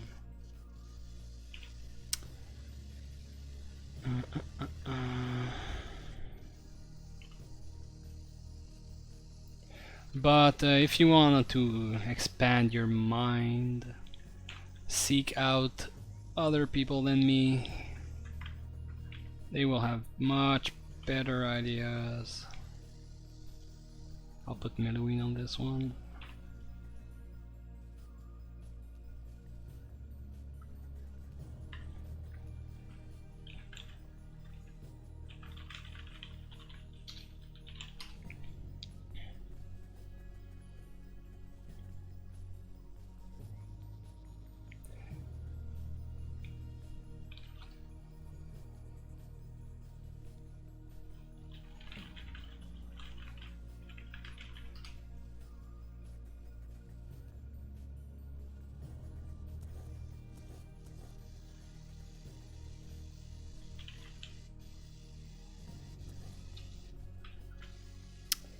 What did she have?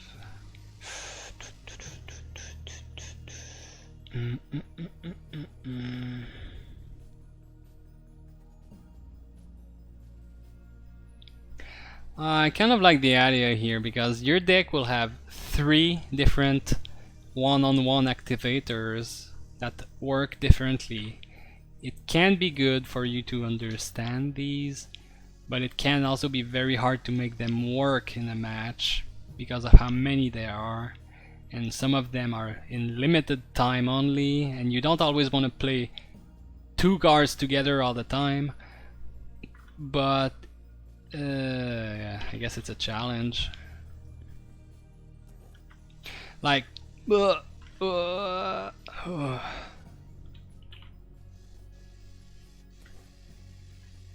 if you bring only one spell, I'd probably go for Sunburn. This way you have a more reliable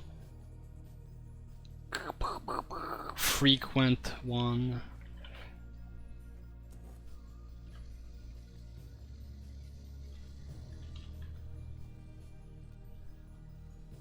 But that's up to you.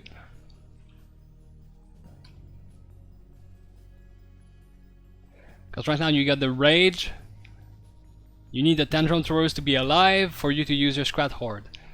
You need your Rabid Prowler in hand for you to use your Stun Lancers. And you need to play your Golem not too long after you've drawn your Jade Flinger. So it's 3 different things that have very big like conditional effects. That one works well.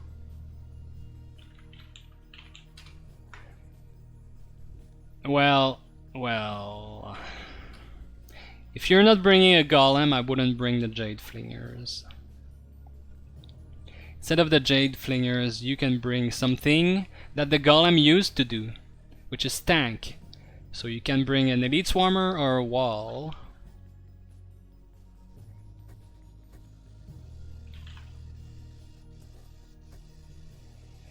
And like so.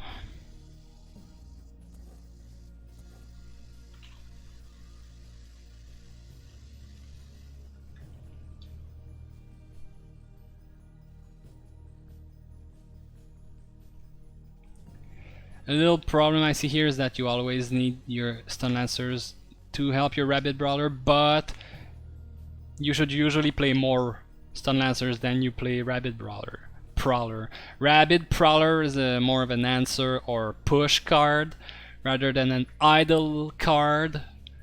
A Blue Golem is more of an idle card because it's fat and threatening, but it's very slow. So you can place it at the back of your lane and wait till it moves forward. Yes, you can, of course, you can get a 3-cost card instead of Elite Swarmer. 3 costs are also very powerful. You can play Jolo, Stonebjorn, Warriors kind of on the weak side, Legionnaires are kind of crap and they split, but they split up and they gain a little bit from Empyrean Army, but you already have Swarmers and Tantrum Throwers to split up, so you don't need Legionnaires. So yes, Bear would be good as a tank here. Don't limit yourself to 2-cost card, that's good. It's good that you tell me that, because I was only thinking about 2-cost cards. So I'm gonna... like this would be good.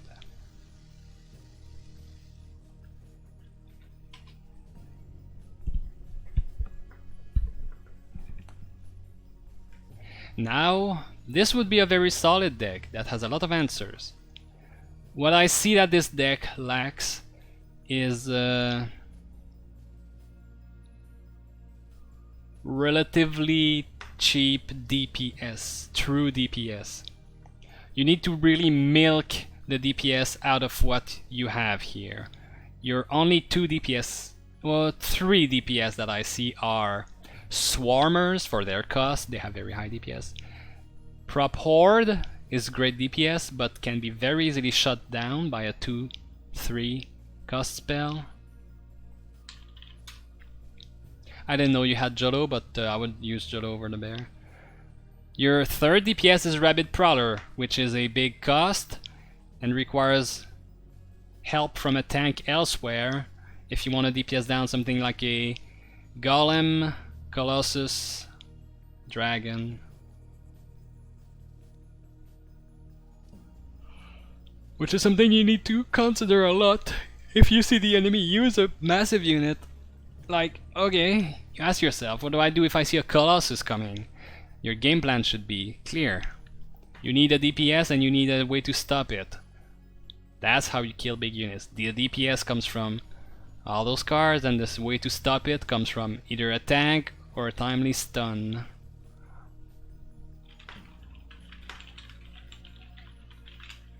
Very nice to get Jolo from a spin. Jolo is one of the best legendaries, and it's probably the first legendary I would suggest people craft.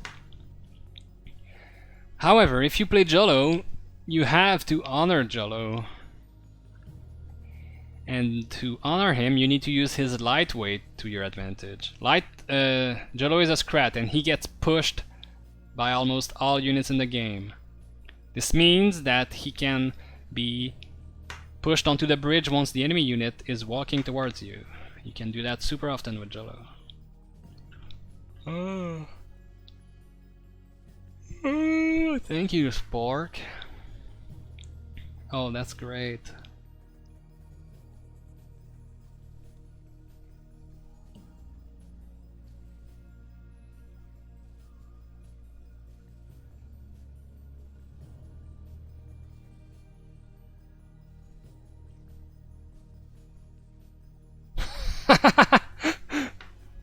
Why is hopeless my most common judgment by far?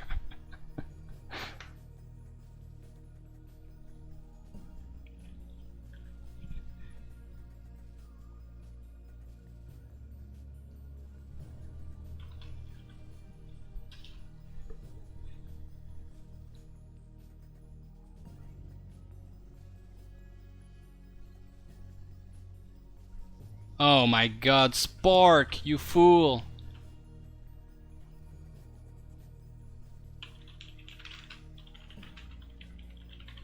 Competent should be at the top, not carryable. Competent means they're good, carryable means they're okay.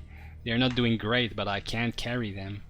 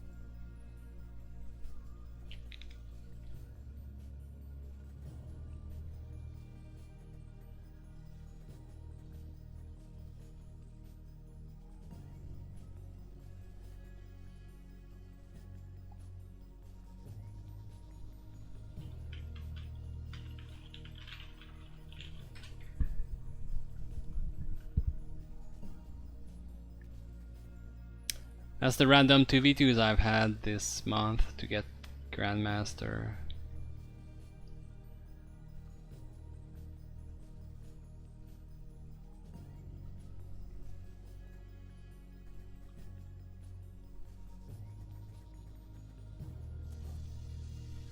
Alright, there you go, Breezy. A decent deck with 2 activators in it.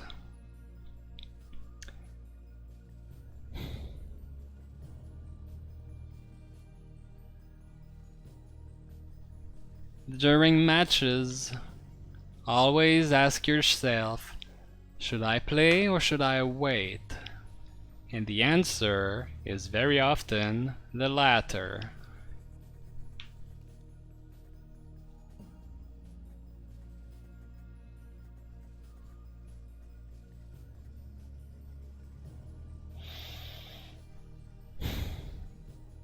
I don't know how to build high cost decks, dude. This is the same thing I've been playing for 3,000 hours. You want a Morelia deck? Okay, well, use literally this but with Morelia, Lemao. Do you want to do Ascension?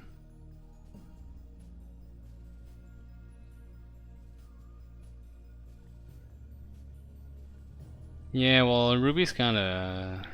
yeah, if you play in 2s, she's good, I guess.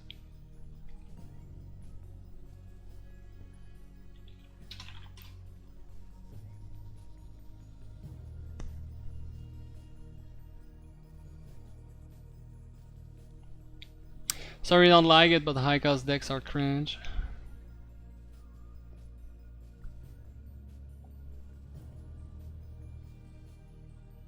And so are mega cheap cost decks.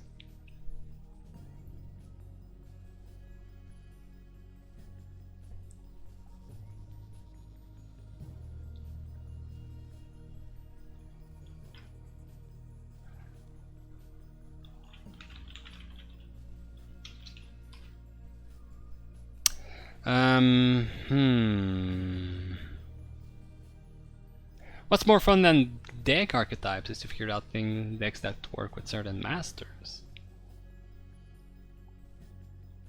You have Setsu, you want the Setsu deck? She's more of a hyper on the field, reloads, spells, cheap with a one big unit. Yeah, okay, I see. My progression as a player in this game mostly went from medium cost noob decks to very cheap one cost card back then decks. And then over time I've realized that bridge control isn't all about bridge grabs. It's about bridge control and the presence your units have, how long they last on the field. So I went back up to 3, 4, 5 cost cards.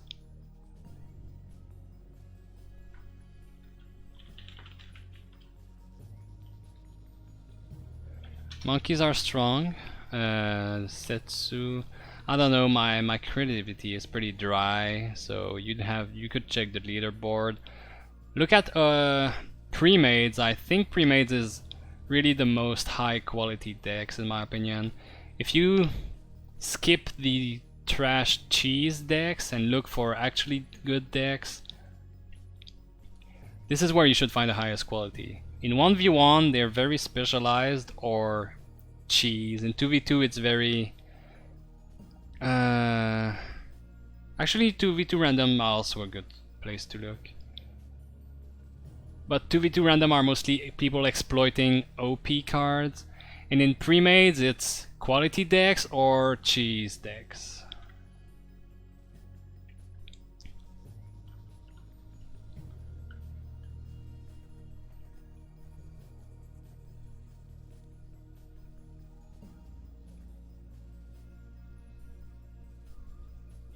But there are so many cards I didn't cover. All the cards I covered are very basic. Like you could play Gorak Sacrifice, that's good.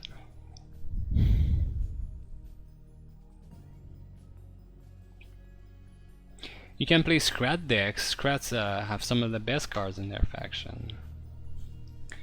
You could play a Setsu deck with, I don't know, Scrat tank. You can play Gnats on them if you'd like.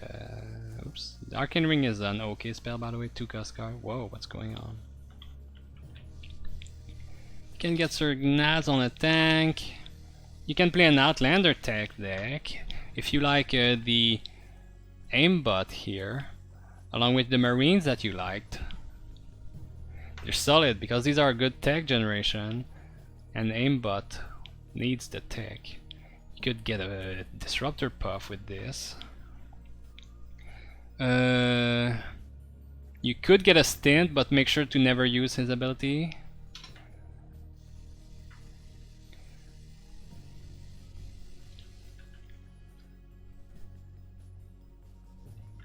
No, I don't really want to play right now, sorry.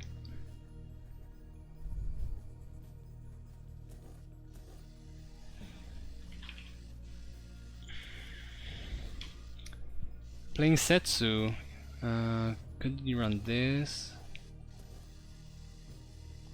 You can run this as Setsu. You got 3 spells that are decently cheap. You got actually this is also a spell, but it's not a reliable reload at all.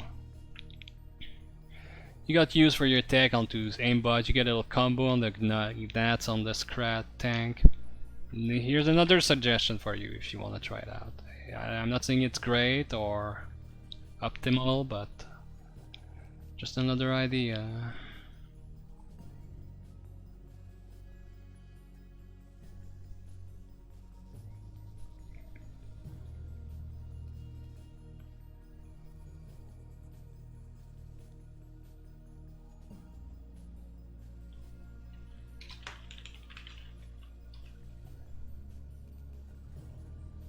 Oh, they released the patch notes?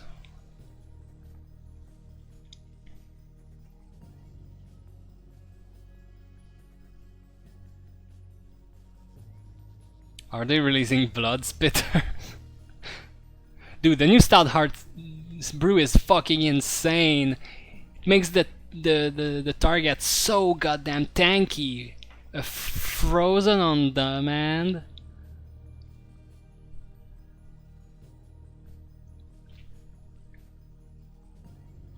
Plus it doesn't even disappear after 6 seconds, what the fuck? Oh my god, Glansbrew is gonna be so strong. Right now it's super cheese, but after that it's gonna be super cheese and super strong.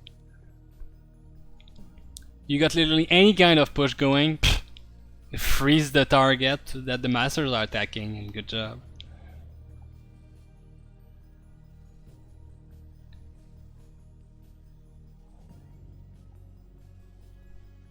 Azali 650 for 7, that's okay. 125 is a weird damage threshold.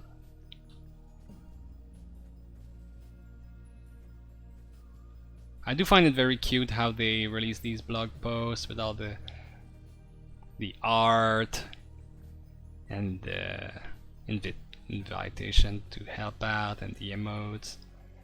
I always liked the posts that Beta Dwarf does. I really love their old update pages with the PDF stories and the narrating stories on YouTube and the interactive map.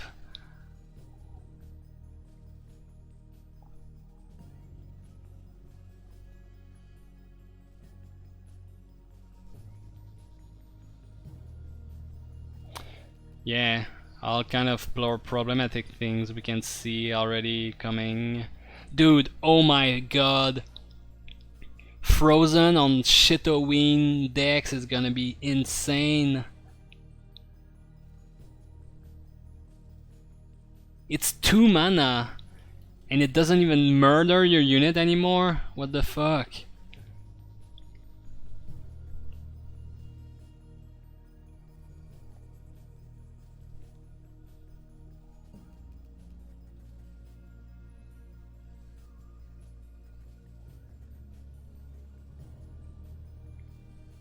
Sorry, there's a distinction to be made between Shitoweens and Spelloweens. Shitoweens are a subclass of Spelloweens.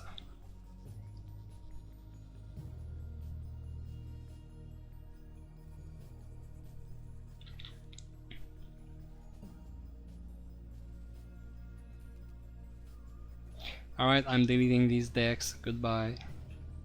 Alright, I'm deleting these decks. Goodbye.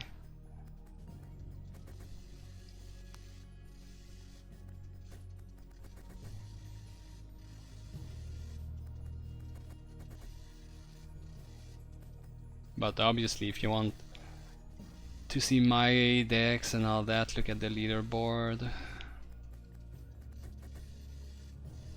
And the other decks that I have to face. That I win against and that I lose against. What is this? Oh, that was a... for my thing. I love this deck.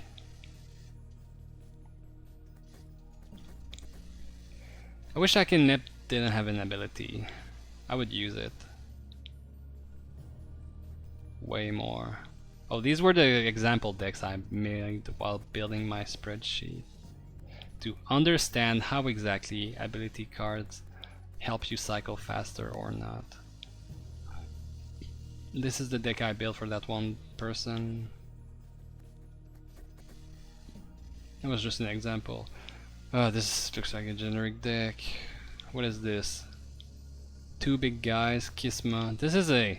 that's a conquest deck. It wasn't too bad though. Bolf, hell yeah. Love Bolf. This was a solos deck. Didn't work great. This was also a solos deck that didn't work great.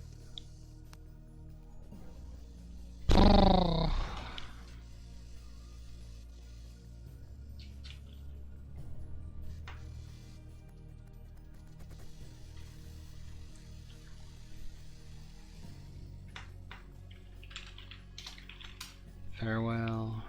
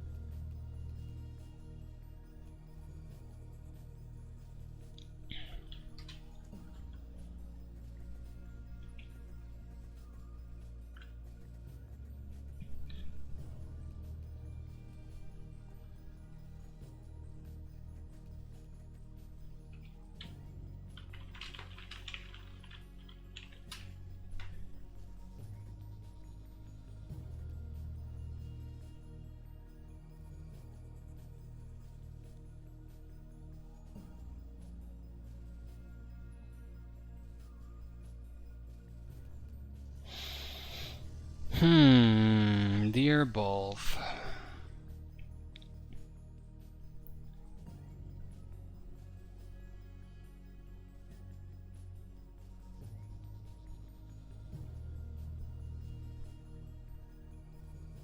What can we do with you, Bolf?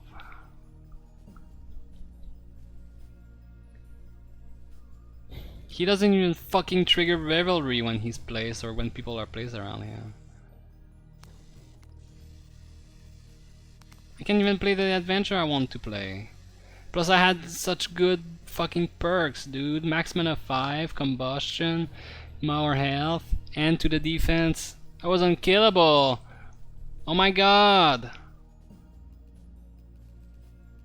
Come on.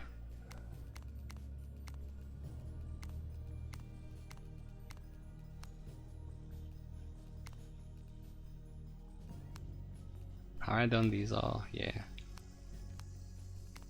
Like, bruh. Come on. I just want to do the thing. But no, it keeps fucking punting me out. Oh yeah, watch this get glitched with Godric again.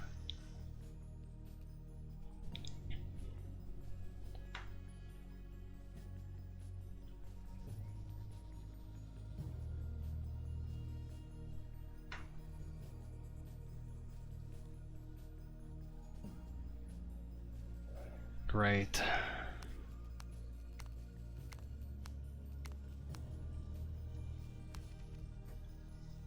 Why is it always Godric? Did he get added recently? Or he got changed a lot recently?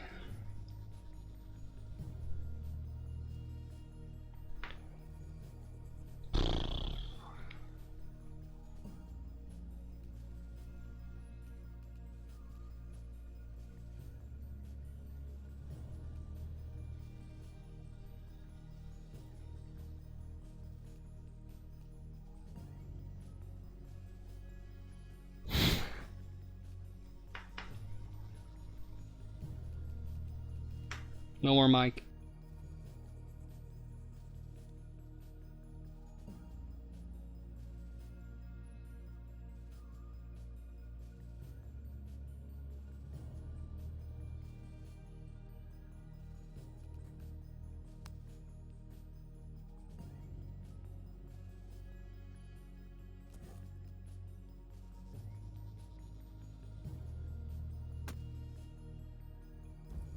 We've got a corker of a fight for you today here on Minion Masters.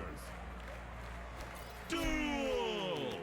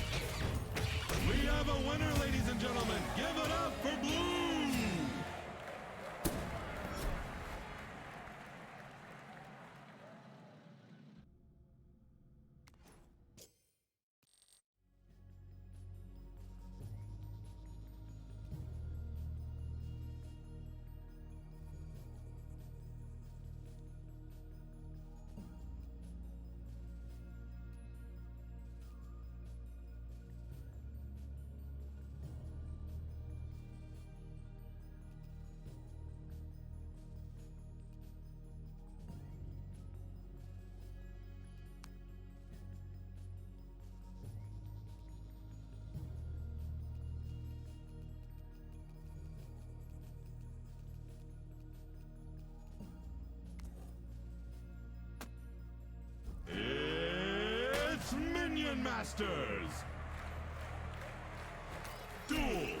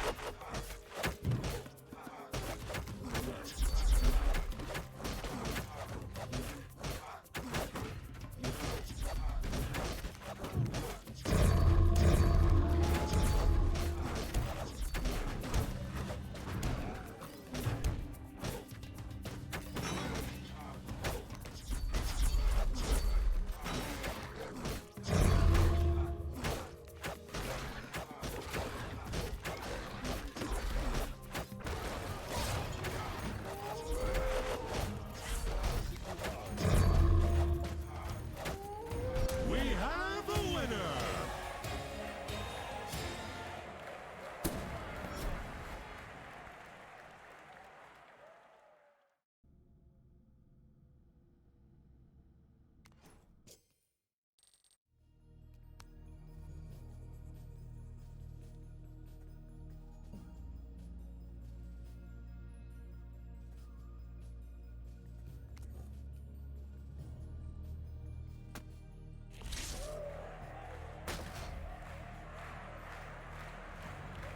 The fight is on!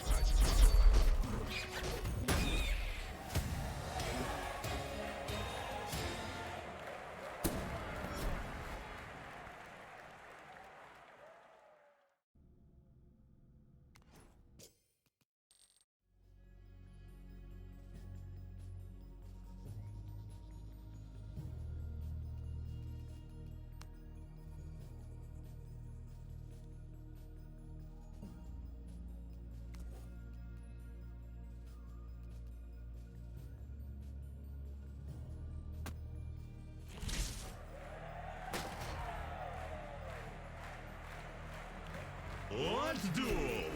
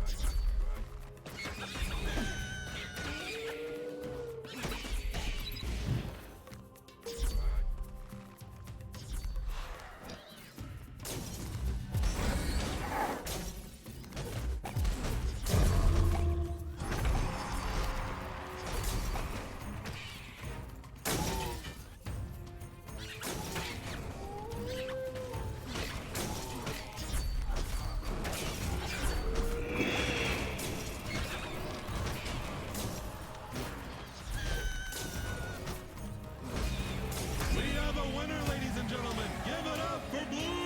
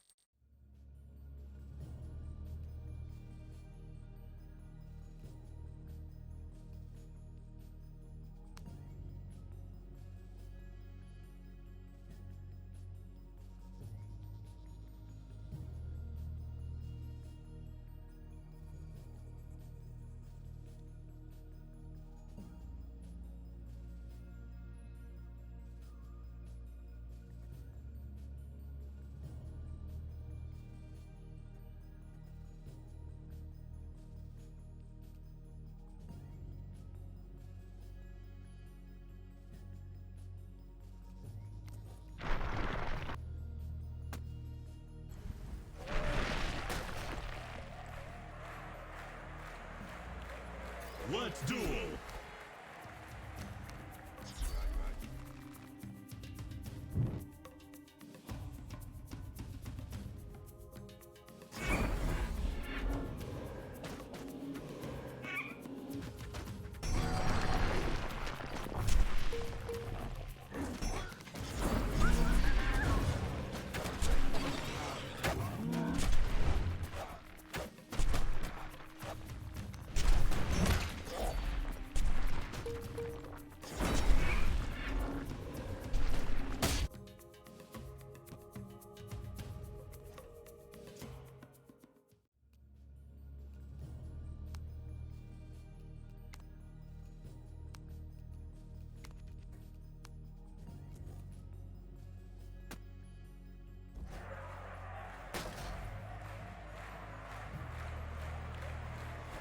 Play cards!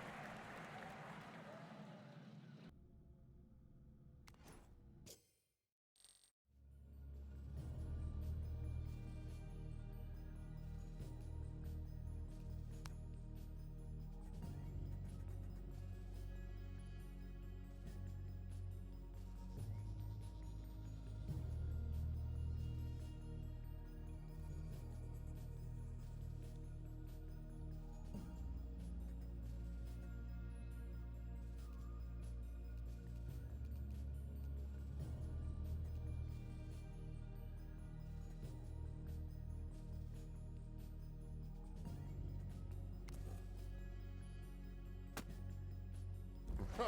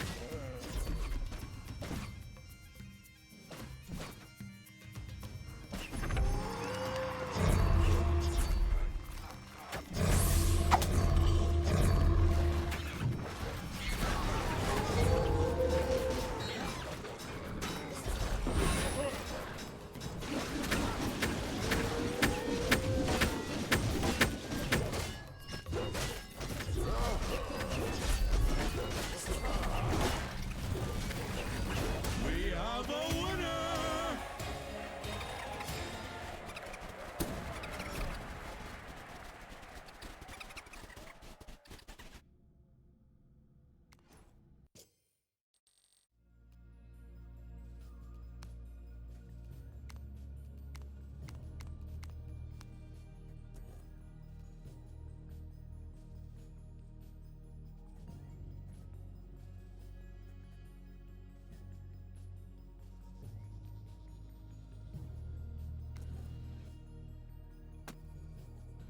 It's Minion Masters! Play cards!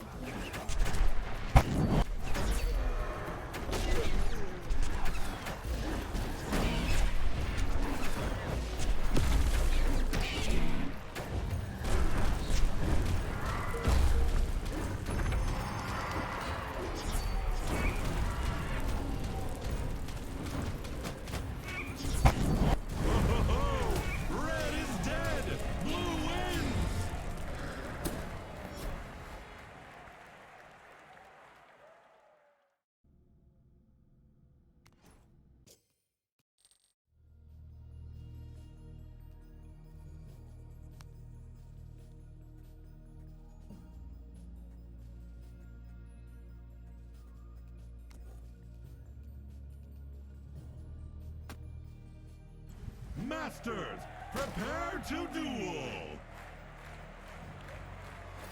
Duel.